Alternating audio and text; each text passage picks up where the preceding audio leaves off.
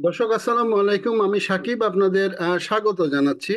আহ, বিষয়টা যেহেতু Canada, America, বাংলাদেশের সাথে জড়িত, সেহেতু এই বিষয়টা নিয়ে একটু কথা বলবো। জানেন যে ভারতের প্রধানমন্ত্রী জনাব নরেন্দ্র মোদী আহ, আমেরিকাতে সফর করছেন। আমেরিকাতে সফর করছেন, খুব স্বাভাবিক। আপনি একটু চিন্তা করেন যে যদি বাংলাদেশের প্রফেসর ইউনূস যদি কোনো দেশে সফরে যান, সেক্ষেত্রে তার মূল টার্গেটই কিন্তু তার নিজের দেশ। কিন্তু সেই সফরকে কেন্দ্র করে ভারতের, বিশেষ করে পশ্চিমবঙ্গের কিছু মিডিয়া, এর পাশাপাশি বাংলাদেশি মিডিয়া, কিছু সংখ্যক মিডিয়া, এবং যেটা হচ্ছে যে কিছু সংখ্যক হাসিনাপন্থী লোকজন, আমি তারা বলবো না যে তারা আওয়ামী লীগ, তা কিছু পলাতক হাসিনাপন্থী লোক এই বিষয়টাকে নিয়ে বিভিন্নভাবে বিভিন্ন ধরনের ব্যাখ্যা বিশ্লেষণ করার চেষ্টা করছে।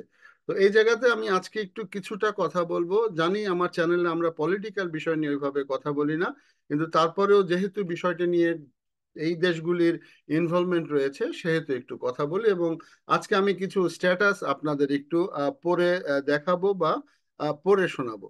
তো আমি যদি একটু প্রথমে একটু বলি যে সেটা হচ্ছে যে আহ, যখন আহ, আহ, যখন সফর করছেন নরেন্দ্র মোদী এই দেশটায়, ঠিক তখনই বাংলাদেশের কিছু লোক, তাদের চেহারা সুরত এবং ফেসবুক পেজগুলিতে যেটা বোঝা গিয়েছে যে তারা বাংলাদেশি লোক। আপনারা দেখতে পাচ্ছেন সামনে প্ল্যাকার্ড নিয়ে তারা বসে রয়েছে, এবং তারা আমেরিকাতে নরেন্দ্র মোদীকে তারা আমন্ত্রণ, তারা সেখানে স্বাগত জানিয়েছে, ওয়েলকাম আমেরিকা নরেন্দ্র মোদী। এবং দেখেন যে তাদের চেহারায় কিন্তু একটি বাংলাদেশি বাংলাদেশি ভাব রয়েছে। অনেকেই বলছেন তারা ভারতীয়, কিন্তু ভারতীয় না এই সেন্সে। দেখেন যে তারা মরহুম শেখ মুজিবুর রহমানের ছবি এবং পলাতক শেখ হাসিনার ছবি নিয়ে তারা এই জায়গাটাতে বসেছে, এবং তারা নরেন্দ্র মোদীকে স্বাগত জানিয়েছে। তো এই প্রসঙ্গটা একটু যদি আবার একটু বলি যে আসলে বিষয়টি আপনি কিভাবে দেখছেন। যদি আপনার বিষয়টি নিয়ে আপনার কোনো মন্তব্য থাকে, অবশ্যই কমেন্টসের ঘরে দিতে পারেন। আওয়ামী লীগ সেটা করতে পারে কিনা, আওয়ামী লীগ বলছি না, কিছু সংখ্যক হয়তো তারা ভারতীয় প্রভাবপুষ্ট লোক, তারা কিন্তু এই কাজটি করছে। এবং অনেকেরই ধারণা যে নরেন্দ্র মোদী আহ, ডোনাল্ড ট্রাম্পের সাথে কথা বলবেন, কথা বলে তিনি বাংলাদেশের প্রফেসর ইউনূস সরকারকে সরিয়ে দিবেন, এবং প্রফেসর ইউনূস সরকারকে সরিয়ে শেখ হাসিনাকে আবার আনবে, এবং আবার হয়তো সে তার সেই স্বরূপে ফিরে যাবেন। এবং সেভাবে যে যে তিনি যে কাজগুলি করেছেন, কি কাজ করেছেন সেটা হয়তো সবাই জানেন, সেই কাজ করবেন। কিন্তু আসলে বিষয়টা নিয়ে এর মধ্যে নেট দুনিয়ায় কিন্তু প্রচুর কথাবার্তা হচ্ছে, অনেক কিছু হচ্ছে। তো এ নিয়ে আমি যদি একটু আপনাদেরকে যদি আরেকটা যদি একটু স্ট্যাটাস দেখাই, যে সেটা হচ্ছে গিয়ে যেটা হচ্ছে গিয়ে যে আরেকটা যদি একটু স্ট্যাটাস দেখাই, যে সেটা হচ্ছে যে অনেকেই এই বিষয়গুলো নিয়ে কিন্তু অনেক ধরনের মন্তব্য করেছেন। অনেকে এই বিষয়গুলো নিয়ে অনেক ধরনের মন্তব্য করেছেন। তো সেই মন্তব্যগুলো নিয়ে একটু কথা বলবো, এবং এর পাশাপাশি কি হতে যাচ্ছে সে বিষয়টা নিয়ে একটু কথা বলবো। তো এ বিষয় নিয়ে একজন টরন্টো থেকে লিখেছেন, মোস্তফা ভাই, আপনারা হয়তো ওনাকে চেনেন, এবং উনি আমাদের চ্যানেলেও এসেছেন। তো ওনার যে উনি একটা ভিউ দিয়েছেন, যে সেটা হচ্ছে যে এবারের মার্কিন প্রেসিডেন্ট নরেন্দ্র মোদীর মুখে হাসি দেখলাম না। কারণ খুব স্পষ্ট, ডোনাল্ড ট্রাম্প নরেন্দ্র মোদীকে হোয়াইট হাউসে ডেকে এনে অনেক কিছু গছিয়ে দিয়েছেন, সেজন্য তার মন খারাপ।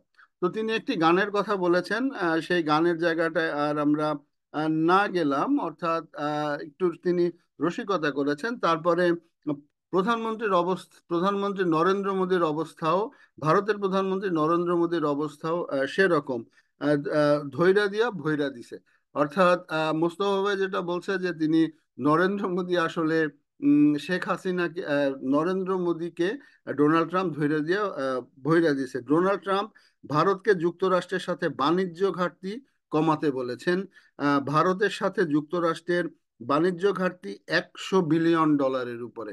আপনারা জানেন যে ডোনাল্ড ট্রাম্প এখানে ব্যবসা করতে আসছে, সে ইলন মাস্কের সে ব্যবসা দেখবে।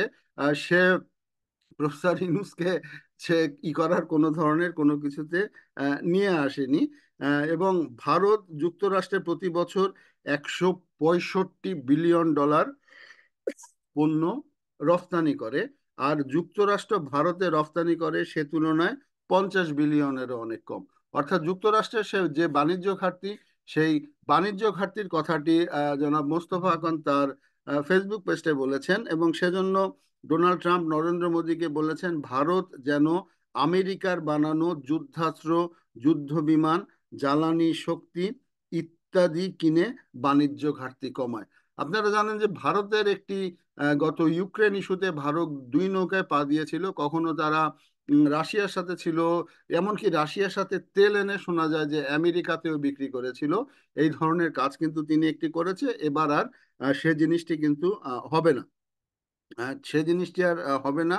ভারত এবং নরেন্দ্র মোদীকে ডোনাল্ড ট্রাম্প বলেছেন যে যুক্তরাষ্ট্রে বসবাসকারী অবৈধ ভারতীয়দের ফিরিয়ে নিতে হবে। মোদী তাতেও রাজি হয়েছেন, কারণ প্রতি বছর $165 বিলিয়ন রপ্তানি বাজেট মোদী হারাতে চান না। যদি ভারতীয়দের ফিরিয়ে না নেয় তাহলে সে এই যে এই রপ্তানি বাণিজ্য সেটা কমে যাবে।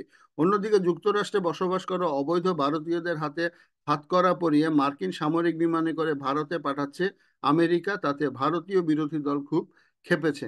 কারণ বিষয়টি অপমানের এবং ভারত তার কোনো প্রতিবাদ করছে না।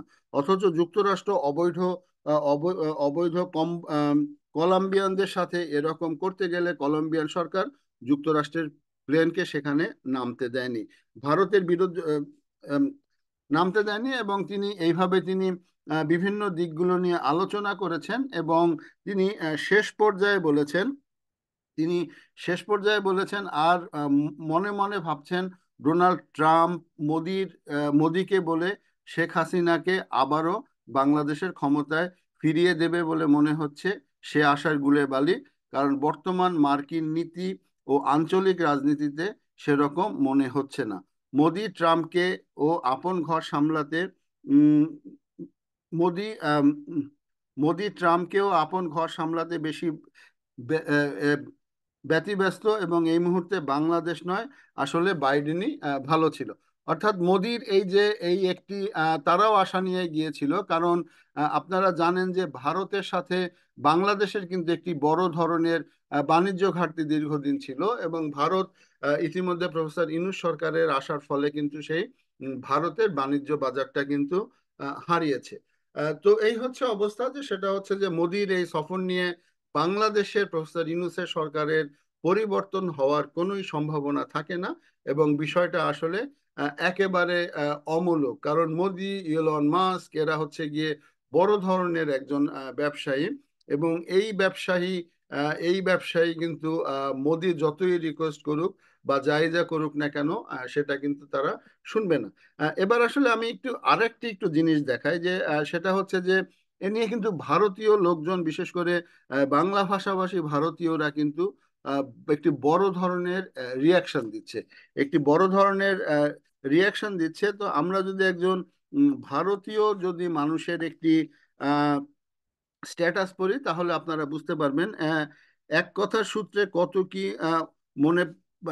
আচ্ছা, তো আমরা যদি ওই একটু স্ট্যাটাসটা পড়ি, যে 9 ঘন্টা আগে স্ট্যাটাস, ভারতের প্রধানমন্ত্রী নরেন্দ্র মোদী আমেরিকায় গিয়েছিলেন, তাকে স্বাগত জানাতে বাংলাদেশের আওয়ামী লীগের মার্কিন যুক্তরাষ্ট্র শাখা নরেন্দ্র মোদীকে ওয়েলকাম লেখা ব্যানার নিয়ে জমায়েত করেছে। যদি আমরা জানি না যে এটা আওয়ামী লীগ কিনা, তবে আমরা চেহারা সুরত হাঁটার দৃষ্টিতে বলি মনে হয়েছে যে আওয়ামী লীগ। ছাত্রলীগের পোস্টটি কমান্ড সেকশনে শেয়ার, ও আচ্ছা, যেহেতু ছাত্রলীগ শেয়ার করেছে সেহেতু সেটা অবশ্যই আওয়ামী লীগের হবে। আমরা সেই পোস্টটিতে একটু যাচ্ছি। বিজেপি এবং আওয়ামী লীগ এখন আলাদা দুটি দল নয়। তিনি দাবি করেছেন যে বিজেপি আর আওয়ামী লীগ আলাদা দুটি দল নয়, আওয়ামী লীগ বর্তমানে বিজেপির বাংলাদেশি শাখা। তো দর্শক যারা আওয়ামী লীগ আছেন তারা অবশ্যই এই জিনিসটির প্রতিবাদ করতে পারেন, কারণ আওয়ামী লীগ কখনোই কি আওয়ামী লীগের শাখা হবে কিনা, এবং তিনি তার সেটা কমেন্টসের সেকশনে দিয়ে আহ, দিয়ে দিয়েছেন। আওয়ামী লীগের আইটি সেলের গুরুত্বপূর্ণ নেতা ভারতে এসে আরএসএস এর শীর্ষ নেতৃবৃন্দের সাথে বৈঠক করে গিয়েছেন। আহ, কারণই পারে না, কারণ এগুলো তাদের রাজনৈতিক সিদ্ধান্ত। প্রশ্ন হচ্ছে যে বিজেপির সিস্টার কনসার্ন হিসাবে ক্রিয়াশীল আওয়ামী লীগ কি আদৌ বাংলাদেশের রাজনীতিতে কামব্যাক করতে পারবে? সম্ভবত নয়। ইনু সরকারের বিরুদ্ধে স্লোগান আছে, ক্ষোভ আছে, আরো বাড়বে। কিন্তু তার সুফল আওয়ামী লীগ ঘরে তুলবে না, তুলবে অন্য রাজনৈতিক শক্তি। জুলাই আগস্টে সহিংসতা নিয়ে শেখ হাসিনা দায়ী করে যুক্তরাষ্ট্রের যে রিপোর্ট প্রকাশিত হওয়ার পর আওয়ামী লীগের বিপদ আরো বেড়েছে। কিংবদন্তির আওয়ামী লীগ নেতা মুজিবনগর সরকারের প্রধানমন্ত্রী তাজউদ্দিন এর পুত্র সোহেল তাজ এই বিষয়টি নিয়ে যে পোস্ট করেছেন কমার্সের সেকশনে, সেটিও শেয়ার করলাম। তো এই হচ্ছে অবস্থা। এখন আমি যদি একটু আওয়ামী লীগের যদি একটু ফেসবুক পেজ যাই, তারা যেটা শেয়ার করেছে, অর্থাৎ সে আওয়ামী লীগের লোকজনও প্রফেসর ইউনূসকে ওই একই একটি শব্দ দেখছেন, যে শেখ হাসিনার ছবি এবং শেখ মুজিবুর রহমানের ছবি এবং ওই যে মোদিকে স্বাগত জানানো, এবং তারা সেই মাইনরিটির যে ইস্যু, সেই ইস্যুটি নিয়ে এখনো কথা বলছে। তো দর্শক, এই হচ্ছে সার্বিক পরিস্থিতি। তো আমি এবার আমার একটু অভিজ্ঞতার কথা বলি, যে সেটা হচ্ছে যে কখনোই কোনো দিনই ইউনূস সরকারকে খরার সরানোর ক্ষমতা আসলে আমেরিকার নাই, বা আমেরিকা সেটা স্বপ্নও দেখে না। আপনারা দেখছেন যে শেখ হাসিনার রেজিমের প্রতি বিরক্ত ছিল আমেরিকান প্রশাসন দীর্ঘদিন। দীর্ঘদিন তারা বিরক্ত ছিল, কিন্তু শেষ পর্যন্ত কিন্তু তারা পারেনি। তারা চেয়েছিল বিএনপি ক্ষমতায় আসুক, কিন্তু পারেনি। শেষ পর্যন্ত কিন্তু বলা হয় যে আমেরিকার সাপোর্ট ছিল। হ্যাঁ, অবশ্যই আমেরিকার সাপোর্ট ছিল, কিন্তু মানুষ যখন পথে নেমে এসেছে, আহ, তখনই আওয়ামী লীগের বিদায় হয়েছে। তো এই একটি অজনপ্রিয় আওয়ামী লীগ, তারা আসলে যতই লাফালাফি করুক না কেন, তারাই শেষ পর্যন্ত বিপদে পড়বে। এবং আসলে আমি জানি না এরা আওয়ামী লীগ কিনা। এরা অবশ্যই আওয়ামী লীগ না, কারণ আওয়ামী লীগের লোকজনকে আমরা জানি, চিনি। আহ, তারা অবশ্যই আওয়ামী লীগ না। এরা আসলে বাংলাদেশের বিরুদ্ধেই আমার ধারণা ষড়যন্ত্র করছে ভারতের হয়ে, এবং হতে পারে সেটা ভারতের পেইড এজেন্ট। আসলে যেটা হচ্ছে যে নরেন্দ্র মোদী এখন তার ফোকাস সম্পূর্ণ ভারতের দিকে, যেটা হচ্ছে যে ডোনাল্ড ট্রাম্পের ফোকাস ভারতের দিকে, আমেরিকার দিকে। ইভেন সে কানাডার সাথে সে সম্পর্ক খারাপ করেছে, সে চায়নার সাথে সম্পর্ক খারাপ করছে, সে অন্যান্য দেশগুলির সাথে সম্পর্ক খারাপ করছে। এর একটি মাত্র কারণ তার বিজনেস। তিনি বিজনেস ছাড়া আর কিছুই বোঝে না। তো এই ঠান্ডার মধ্যে যারা এই বাংলাদেশি যারা আছেন, যারা মোদিকে স্বাগত জানিয়েছেন, তাদের জন্য আসলে হতাশা, দুঃখ ছাড়া আর কিছুই না। দর্শক, পলিটিক্যাল কন্টেন্ট করি না, তারপরেও করলাম, কারণ যেহেতু এখানে বাংলাদেশের বিষয় জড়িত আছে, আমেরিকা এবং কানাডারও একটি বিষয় জড়িত রয়েছে। সে কারণে ভিডিওটি কেমন লাগলো জানাবেন। আসসালামু আলাইকুম।